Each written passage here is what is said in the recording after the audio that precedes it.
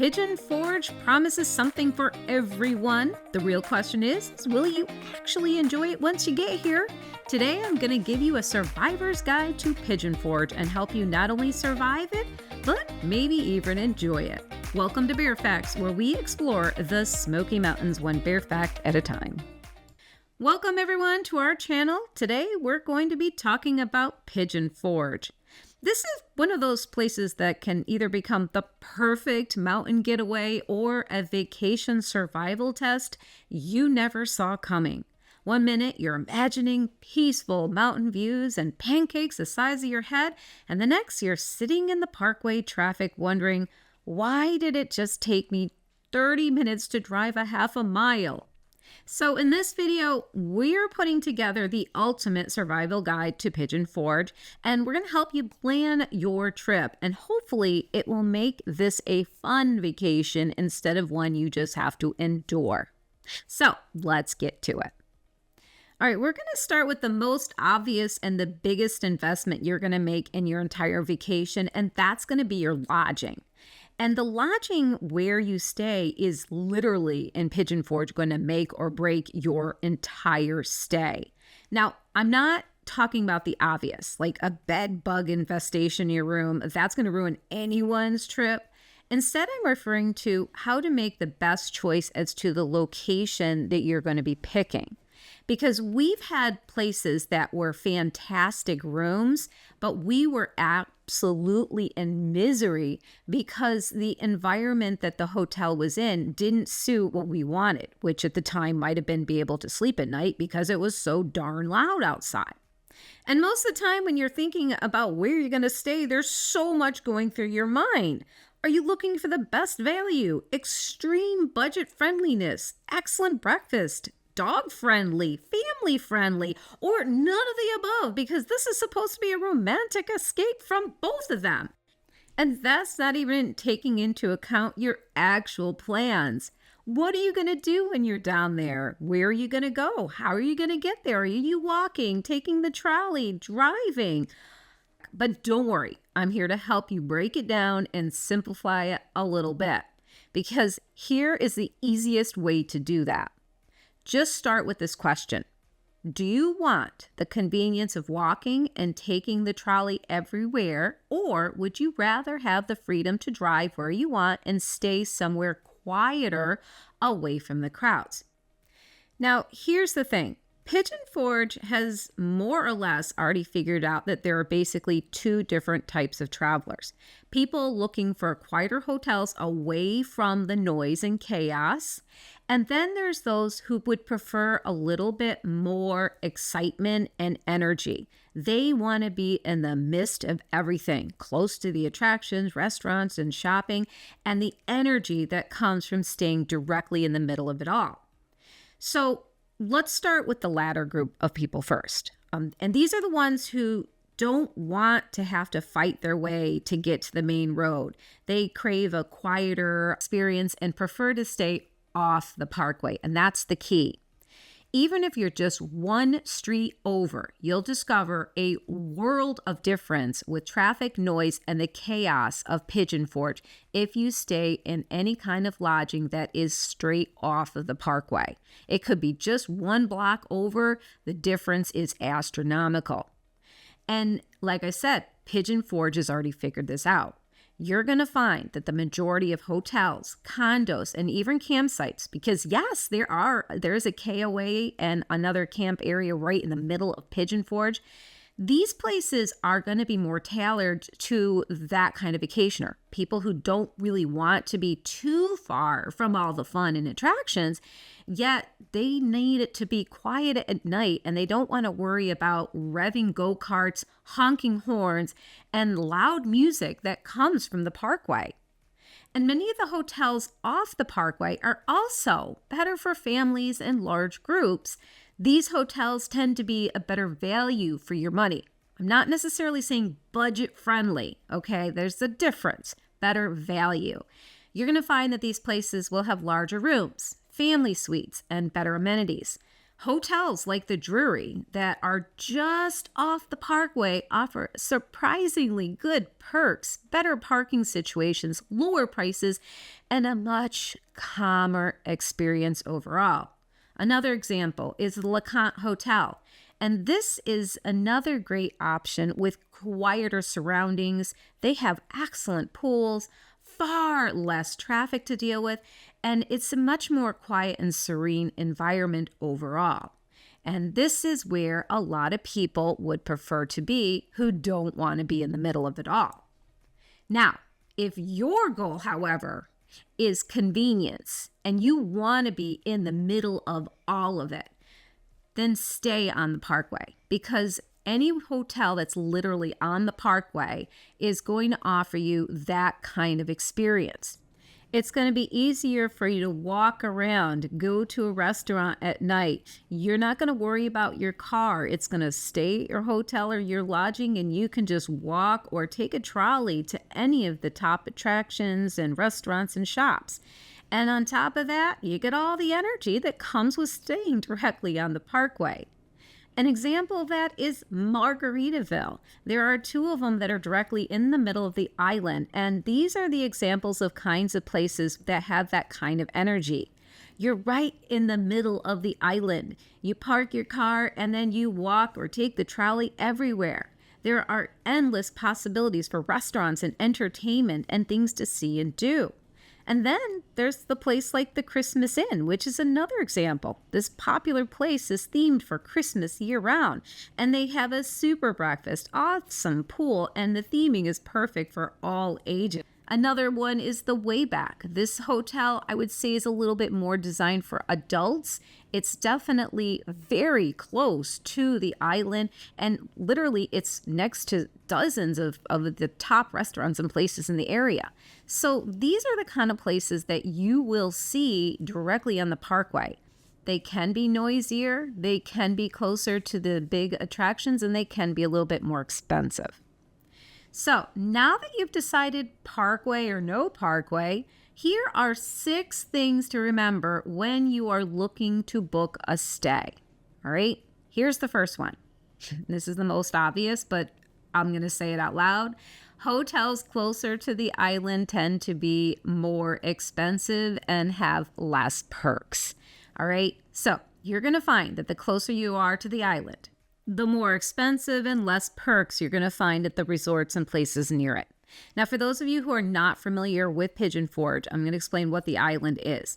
The island has become basically a central hub for entertainment, dining, and shopping in the area.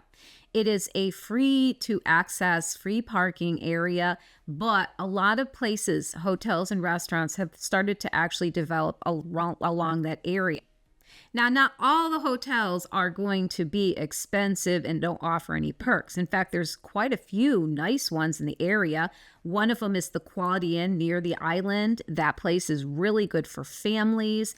The Econo Lodge is very budget friendly. Once again, good for families as well. And we've also stayed at the Best Western. They are fairly close to the island, within walking distance, and once again, offer a little bit more value for your money.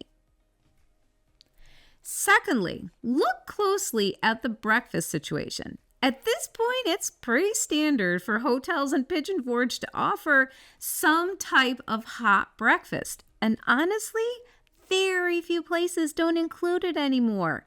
The quality can be quite different though. So it's worth checking reviews and photos before booking, because a good breakfast can save both time and money during your stay.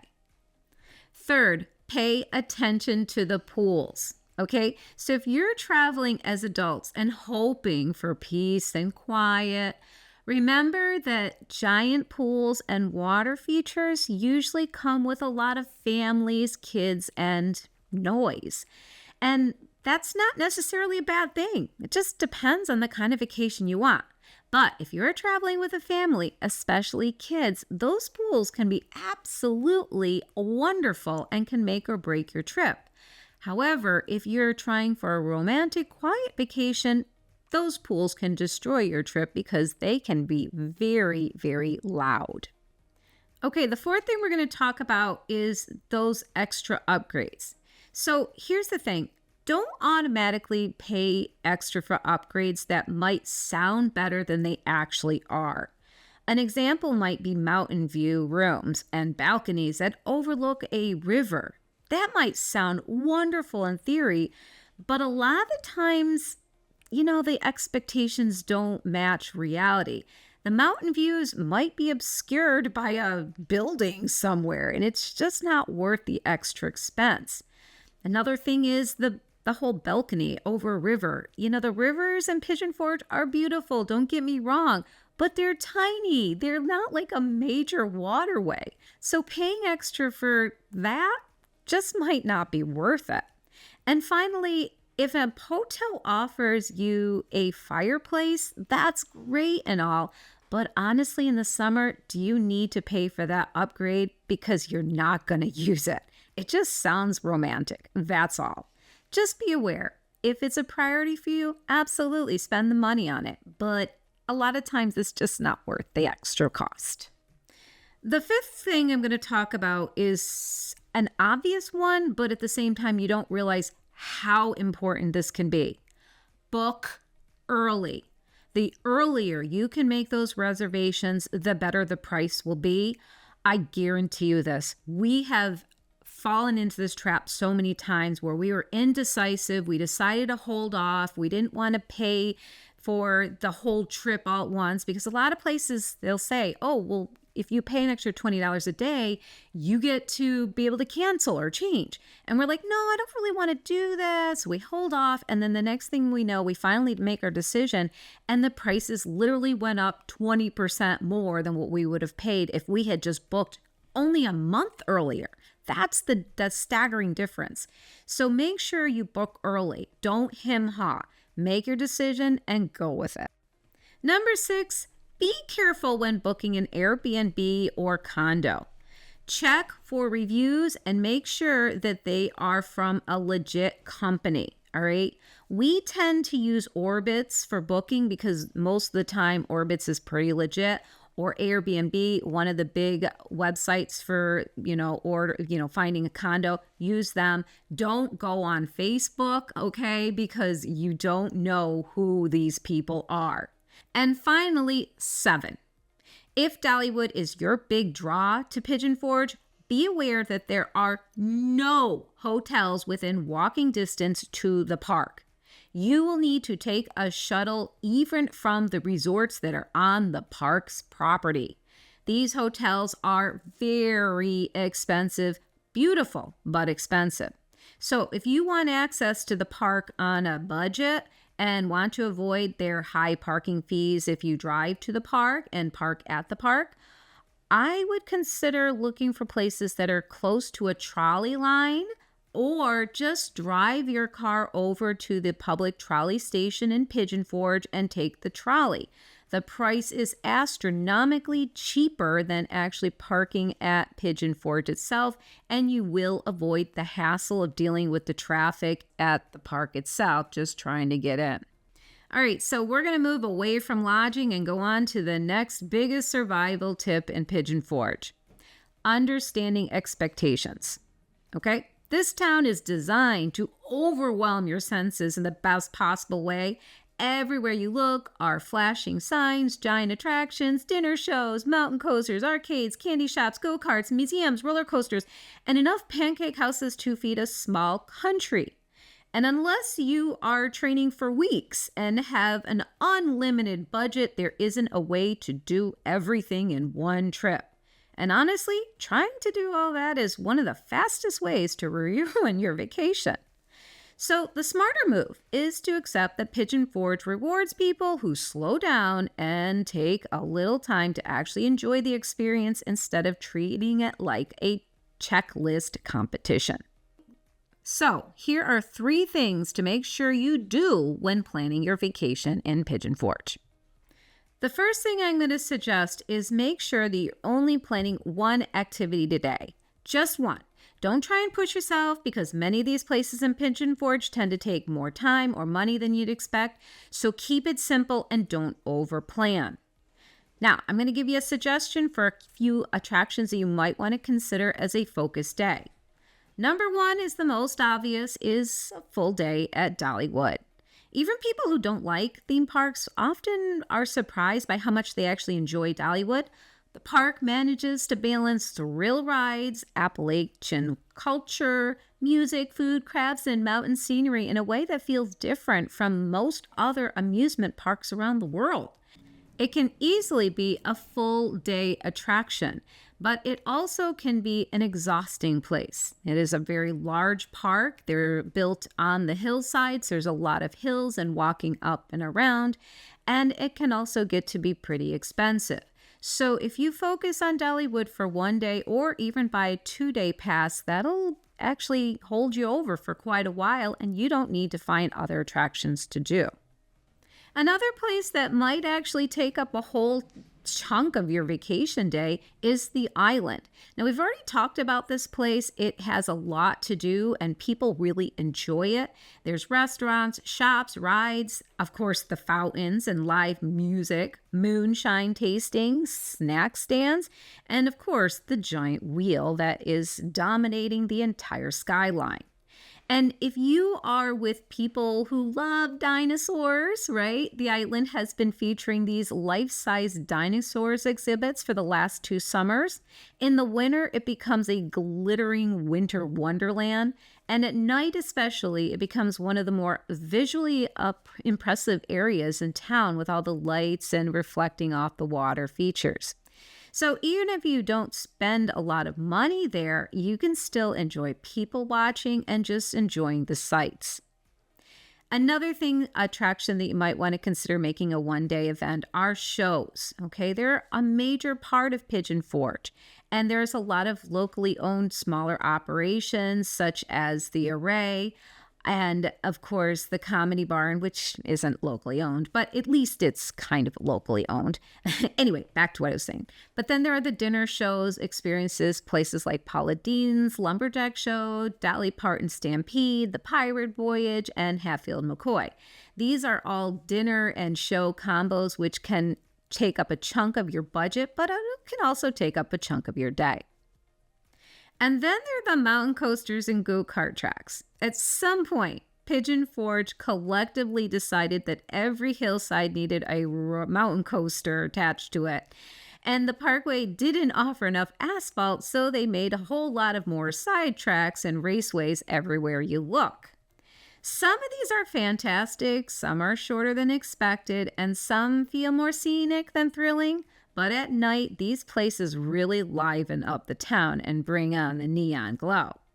And let's not leave out some of the biggest attractions in all of Pigeon Forge, such as the Titanic, a building that rises above the rest with her over-the-top ship design and unique experience. And then there's the Alcatraz East Museum, a place where you learn more about the underbelly of society than you ever wanted to learn. Because really, who doesn't have a little secret fascination of the criminal mind, harboring a guilty pleasure to learn about that part of society? And then, of course, there's the Hollywood Wax Museum, the only place in Pigeon Forge where you can rub shoulders with the most famous people in the world. Well, wax shoulders anyway. Just be aware, though, that these places can be expensive and can blow your budget out of the water if you aren't careful. And finally, take a day and go to the Smoky Mountain National Park. Yeah, those big mountains back there aren't just for show. They're a lifetime's worth of free entertainment and relaxation. Take advantage of the resources and amazing opportunities that the park offers. Leave Pigeon Forge and drive into the park. Even if you're not a hiking person, the variety and vast options the park can appeal to just about every kind of traveler. In fact, I just recently released a video that will help you navigate the park and give you some helpful guides on how to plan your day in the park. Just follow the link at the end of the video to learn more. The second thing to keep in mind when planning your day is to create a budget and stick with it. Pigeon Forge is expensive, with a capital E on both ends of that word. And though there are many wonderful low-budget options, such as walking the river walk, or just people watching at the island, or just getting on the trolley and hanging on that all day long, things can still get pricey fast. So stick with a budget and you won't find yourself with a budget hangover at the end of your vacation. The third thing I'm going to remind you to do is plan your dining experiences ahead of time. Okay? Because the one thing Pigeon Forge does exceptionally well is feeding people. Nobody leaves this town hungry, and breakfast here is practically treated like a competitive sport. Pancake houses are everywhere, and locals will passionately defend their favorite spot like family honor is on the line. But keep in mind that most hotels offer a free breakfast. We already talked about this. So unless you have a breakfast fiend in your party, save your money for lunch or a nice dinner experience. And here's where I'm going to direct your attention next. Avoid the tourist trap of going to national restaurant chains. Pigeon Forge is packed with locally owned small businesses that you can only find in Pigeon Forge. Places like the Local Goat, which are prized for their excellent burgers and made from scratch foods, or Mama's Farmhouse that has all you can eat home style dishes and great prices, or Puckett's, which offers barbecue and southern style hospitality you just can't beat. And then there are diners such as the Sunliner with their classic cars and 1950s decor, or Mel's Diner, a restaurant that has served up classic foods for over almost 40 years in Pigeon Forge. And then, of course, there are the snacky places, like ice cream joints. Mad Dog is on the Parkway and is locally owned. Our personal favorite is the Funnel Cake Factory, where you get some of the best funnel cakes anywhere in Pigeon Forge. They're absolutely yummy. We also enjoy stopping at the Smoky Mountain Popcorn Company or Try My Nuts, both having unique treats and snacks, and they're all locally owned and operated. So let's wrap up the survival guide with one last reminder. Pigeon Forge, it isn't for everyone, and building up an unrealistic expectation is the best way to ruin an entire vacation. Pigeon Forge can be noisy, loud, and over-the-top expensive.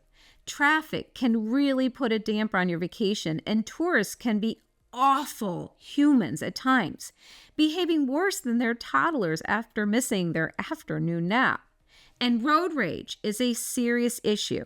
People come to Pigeon Forge expecting one thing, and when they're denied that expectation over and over again, they become unpleasant to deal with. And I get it. We've all been there. We've all kind of lost our cool because something wasn't going the way we wanted it to. So if you already know that you're one of those people that aren't going to handle traffic, noise, or other people very well, there are other options besides Pigeon Forge that you can still go to that are very close to the area. For example, Cherokee, Bryson City, Townsend, or even Maggie Valley. These are all wonderful alternatives to the chaos of Pigeon Forge, and you can still enjoy the Smoky Mountains and maybe even enjoy your vacation. Because one thing that I can tell you about Pigeon Forge, it's not quiet. So if you are into the high energy, Pigeon Forge is going to be great for you. If not so, start looking elsewhere because this might not be the place for you. So surviving or even enjoying Pigeon Forge really can come down to one thing: embracing the madness a little bit. The traffic, the crowds, the neon lights, the pancake houses, the endless attractions, the tourist traps, the hidden gems, and the mountain views. And, of course, the organized chaos are all part of the experience. Once you stop trying to fight it and learn how to embrace it and work with it, you're going to seriously enjoy your Pigeon Forge experience much more. I hope this video helps you plan your visit to the Smoky Mountains. You're getting an honest review from our personal experiences, but facts and things change, so please keep us in the loop if you've learned anything new and want to share your experiences in the comments. Thanks again for visiting us at Bear Facts of the Smoky Mountains. Please click that like button and subscribe to our channel.